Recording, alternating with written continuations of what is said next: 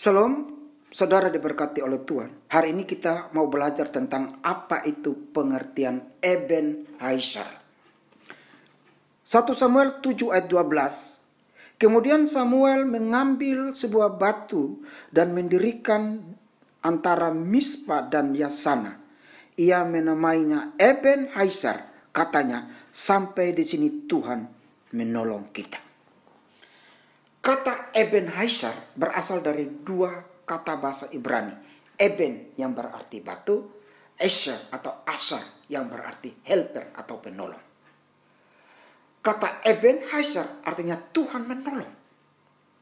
Biasanya kalimat Ebenezer ini dilantungkan keluar dari mulut seseorang kalau terluput dari masalah, atau tahun-tahun berganti, atau ada kebaikan Tuhan yang dirasakan, ada kesembuhan, ada berkat, kenaikan pangkat, lalu dia berkata, Ebenezer, sampai di sini Tuhan tolong. Nah saudaraku, kata Ebenezer mempunyai 3 pengertian. Yang pertama, Ebenezer untuk umur. Hari ini kita masih bernapas karena anugerah Tuhan. Bahkan kalau tahun berganti tahun, karena kemurahannya. Hidup itu sebuah misteri. Tidak ada orang yang bisa tahu tanggal matinya. Kita punya tanggal lahir, tapi kita tidak punya tanggal mati. Karena itu misteri. Dalam hidup, dalam umur yang ada, diberikan oleh Tuhan. Supaya kita mengisinya untuk kemuliaan Tuhan. Kadang kita ada dan terbaring di rumah sakit, baru kita menyesal. Dan mau bertobat. Waktu mau mati, baru mau bertobat. Ini sebuah penyesalan yang tidak lagi mempunyai porsi yang benar. Kenapa? Karena sepanjang kita sehat, justru itulah yang kita pakai kepada Tuhan. Jangan yang sisa-sisa, yang expire. Waktu kuat kita tidak pakai untuk Tuhan. Waktu sehat kita tidak pakai untuk Tuhan. Tapi justru kita sudah pensiun, kita sudah tidak bisa terbaring. Baru kita bilang, saya mau pakai untuk Tuhan. Oh, kalau saya Tuhan, saya bilang begini, udah gak kepake, udah expire. Jadi kalau sampai di sini Tuhan tolong, yaitu bahwa anugerah Tuhan, rahmat Tuhan, berkat Tuhan itu masih ada. Itu semua karena Tuhan terlalu baik. Ada cerita bahwa ada orang kaya dari lantai 3 melihat ke bawah. Lalu dilihat ada seorang pemulung sedang mengais makanan di tong sampah. Dia bilang, untung gue gak miskin seperti pemulung itu. Sembari pemulung ini mengais makanan, ada orang gila. Ada orang gila lalu lalang. Lalu pemulung bilang begini, meskipun gue ini miskin, tapi gue gak gila. Sembari orang gila ini lalu lalang, dilihat ada mobil ambulans yang lewat dengan bunyi ting tong, ting tong, ting tong, ting tong, ting tong. Ada orang terbaring dalam mobil ambulans. Lalu si gila ini bilang begini, meskipun gue gila, gue gak sakit. Orang sakit ini waktu dipasang infus di rumah sakit, di kiri dan kanan di hidung, dia membuka mata, dilihat ada keranda yang diangkat di bawah, didorong oleh petugas rumah sakit.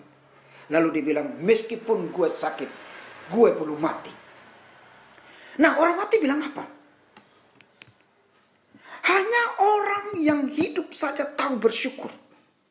Hanya orang yang bersyukur tahu bahwa Tuhan masih mempunyai panjang sabar. Kita mati, kita tidak bisa bersyukur lagi. Jadi dari cerita yang ada, siapa yang bisa bersyukur? Ya orang hidup. Jadi selama kita masih diberi umur, selama kita masih kuat, selama kita masih diberi kesempatan, mari kita berkata dalam segala hal, Ebenezer, sampai sini Tuhan tolong saya. Yang kedua, Ebenezer untuk kesehatan. Nah, saudara diberkati oleh Tuhan, bersyukur karena kita tidak terbaring di rumah sakit. Bersyukur karena kita pergi dan pulang dalam pemeliharaan Allah. Saya Desember kemarin kena COVID. Satu keluarga. Saya 3 minggu terbaring. Sampai saya pernah berkata dalam hati, kalau Tuhan mau ambil silakan. Minum obat, minum vitamin, makan yang siap, berjemur, istirahat yang cukup. Dan 3 minggu saya terbaring. Dan puji Tuhan akhirnya saya sehat kembali. Dan saya baru menyadari betapa pentingnya arti yang disebut dengan sehat. Coba kita tanya kepada orang yang pulang dari rumah sakit. Entah karena COVID atau penyakit yang lain. Betapa berharganya yang disebut dengan sehat. Sehat itu sebenarnya tidak bisa dibeli dengan harga apapun. Jadi kalau kita sehat, itu karena Tuhan terlalu baik. Kalau kita sehat, itu karena Tuhan mempunyai rencana dalam hidup kita supaya dipermuliakanlah namanya dalam hidup ini. Karena kalau kita mati, tidak ada lagi yang kita perbuat. Orang sekaya apapun pasti mati. Kemajuan teknologi kedokteran seperti apapun tidak akan menemukan obat anti mati. Tapi obat awet muda, obat supaya panjang umur, supaya tetap gagah, ganteng, cantik dan manis, bisa. Tetapi obat anti mati tidak mungkin. Saya tidak membayangkan kalau ada obat anti mati dijual di tempat saya Cikias misalnya, maka akan ada orang berbondong-bondong dari penjuru bumi ini akan antri membeli obat anti mati. Tapi sayangnya sampai hari ini obat anti mati tidak pernah ditemukan. Jadi kalau kita masih sehat, itu anugerah Tuhan yang besar. Setelah kita mati, tidak ada aktivitas jasmania yang bisa dilakukan di dalam dunia orang mati. Ada seorang raja yang bernama Alexander Agung. The Great Alexander. Alexander Agung ini pernah menaklukkan 70 kota dan dinamakan dengan namanya sendiri. Salah satu adalah Alexandria di Mesir. Sebelum dia mati, dia memberikan 3 wasiat. Yang pertama, kalau saya mati, waktu berjalan mayat saya dibawa ke pekuburan, dokter terbaik berjalan di depan. Lalu sembari berjalan semua harta saya dibagikan kepada rakyat yang menyaksikan saya. Dan yang ketiga adalah, izinkanlah kedua tangan saya melambai. Pada waktu Alexander Agung mati, ketiga hal ini dilakukan. Sembari dia dibawa ke peristirahatan terakhir, ada dokter terbaik yang pernah ada di kerajaannya berjalan di depan. Pertandanya apa? Bahwa dokter terbaik sekalipun tidak dapat mencegah kematian. Dokter terbaik sekalipun tidak dapat mencegah kematian.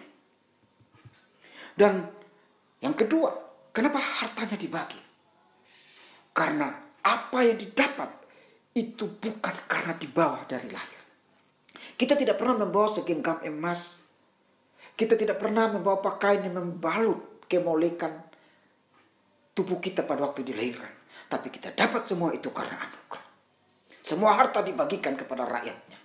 Lalu yang ketiga, tangannya diizinkan melambai. Pertanda bahwa sesungguhnya kita datang kosong, pulang kosong. Kita datang telanjang, kita pulang telanjang. Mungkin hanya dengan kain kafan atau pakaian yang ada di tubuh. Teologi kitab Ayub bagus sekali. Mengajarkan kepada kita bahwa Tuhan yang memberi, Tuhan yang mengambil. Terpujilah Tuhan. Yang ketiga, Ebenezer untuk masalah. Saudaraku diberkati oleh Tuhan. Tidak ada manusia yang luput akan masalah hidup. Namun kita yakin dengan iman bahwa ada Tuhan. Orang bilang, hamba Tuhan adalah waterproof, bebas dari masalah. Tidak. Hamba Tuhan juga manusia. Pasti ada masalah. Orang biasa juga ada masalah. Siapapun pasti ada masalah kehidupan. Makanya hari-hari hidup kita ini akan dilewati dengan ada 2 hal yang penting. Itu ada susah, ada senang. Ada masalah, ada kegembiraan. Ada sukacita, ada duka cita. Kita akan menjalani kehidupan ini diisi dengan 2 hal ini. Artinya bahwa hari-hari hidup kita sepanjang anugerah yang diberikan kepada kita menapaki jalan kehidupan ini tidak pernah luput dari masalah. Kadang-kadang kita berseru bahwa Tuhan, Engkau seperti di dalam gerhana tertutup jalanmu. Kadang-kadang kita berkata bahwa Tuhan begitu memalingkan wajahnya dari kita. Tuhan seolah-olah tangannya tidak terulur bagi kita. Hatinya penuh belas kasihan itu terhambat. Tetapi hari ini tidak ada masalah yang tidak dapat diselesaikan bersama dengan Tuhan. Daud berkata dalam Mazmur 34 ayat 20. Kemalangan orang benar itu banyak, tetapi Tuhan melepaskan dia dari semuanya. Jadi kemalangan orang benar itu bukan tidak ada. Banyak. Tapi janji Tuhan, dia pasti meluputkan kita. Dan waktu kita diluputkan itu, kita berkata, Ebenezer, sampai di sini Tuhan tolong kita.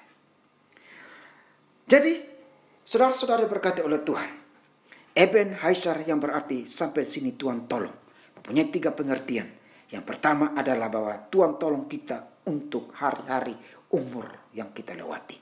Kita harus mengisinya dengan hati yang bijaksana. Kita harus mengisinya selama kita masih kuat. Supaya pada waktu kita menutup mata jasmani, masuk pada kekekalan, kita sudah membawa yang terbaik dalam kemuliaan Allah.